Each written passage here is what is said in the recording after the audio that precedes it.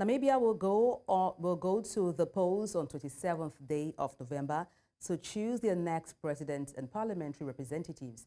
The ruling party, SWAPO, has been a dominant force in Namibian politics since the country's independence from apartheid South Africa in 1990. Despite its significant electoral successes, 80% of the National Assembly votes in 2014 and uninterrupted rule spanning over 3 decades, the party faced a pivotal shift in the 2019 elections. However, SWAPO and its female presidential candidate, 71-year-old Natembo Nandi, are expected to win the November 2024 elections. Analysts say the party will likely continue to lose support and potentially fail to secure a majority, necessitating coalition talks with opposition parties. And to unpack this, I was joined by Rakkel Andreas, a political analyst joining us from Windhoek, Namibia. Good evening from here. Let me kick off by asking how you would assess the current strength of the SWAPO party in light of this recent, death of the President, Geingob. Do you think this has impacted the party's influence in upcoming elections? Good evening to you. Thank you so much for having me this evening. What I do want to clarify, I think, is to say that before we lost our late president, the SWAPO party had already had its Congress. It had already selected its candidate for this year's election. So his passing does not have a significant impact because the party was already very clear about who they would be fielding in the election. But then from an intra-politics perspective, there were, of course, those that thought they could take advantage of the vulnerabilities that the late president's passing might have posed for the party. And there have been some court challenges on the legitimacy of the candidacy of Nandi-Ndaitwah to that effect. Okay, looking at the elections, so let's talk about opposition parties. How strong are they? Do you think they stand a chance in this election? Namibian opposition is grossly fragmented. We have seen how they are at the local and regional level, where they were able to put a dent in SWAPO's majority foothold, and they were struggling to work with one another.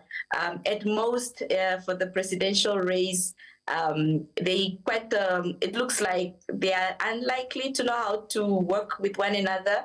And it's that fragmentation that gives a lot of opportunity, a lot of ground to SWAPO, because the votes that they could have amassed had they organized themselves in realistic coalitions could have given them an opportunity against SWAPO, but because of the fact that they are so fragmented, they are not a very strong opposition collectively. All right, let's talk about Namibians for a moment. What are the pressing issues Namibians are looking forward to seeing resolved as these elections, are about to happen?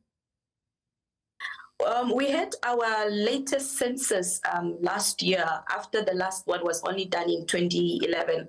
So what that means basically is that for the first time in a few years, we are able to really have an idea on our exact population size. Of course, compared to Nigeria, it's probably equivalent to a suburb. If I can put it like that, we are sitting at a lovely 3.4 million. So with that number now, we're able to gauge based off of the number of registered voters. And at this particular juncture, we're sitting with 90% registered voters that we're anticipating to turn up on the 27th of November. But in as much as we're a small population, there's a high, about 40% youth unemployment in this country. At the same time, in terms of Gini coefficient, there's high income inequality in Namibia, in as much as we have vast resources. So really the issues that Namibians are concerned about is bread and butter issues.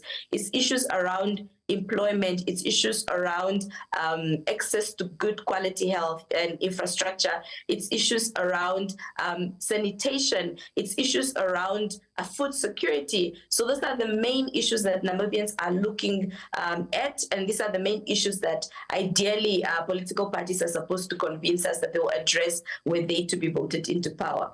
Well, we'll keep in touch with you. Like they say, may the best man win. Thank you so much for your time on the news. Rakkel Andreas, political analyst, many thanks indeed. Thank you.